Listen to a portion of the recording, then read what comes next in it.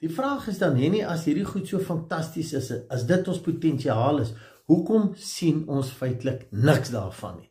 En ek verstaan daai vraag, want ek wil net hier 'n eerlike ding sê. Ek, jy, ons almal, ons hoor hierdie fantastiese vermoëns, hierdie volheid van die Godheid wat in ons is, wat deur ons wil werk, sodat ons soos Jesus alles kan ervaar.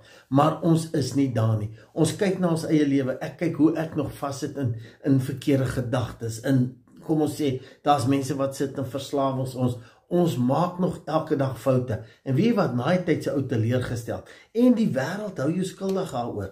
Onthou net, ek is vandag nie dieselfde as wat ek gister was nie, so ons moet vir mekaar begin ruimte gee om te verander, en nie net oordeel en judge nie, maar ons moet verantwoordelikheid vat om te sê, ek moet kyk waarmee hou ek my besig, en elke dag keuses maak om te sê, ek wil eerder my met hierdie volheid besig hou, dan kan ek dit ervaar.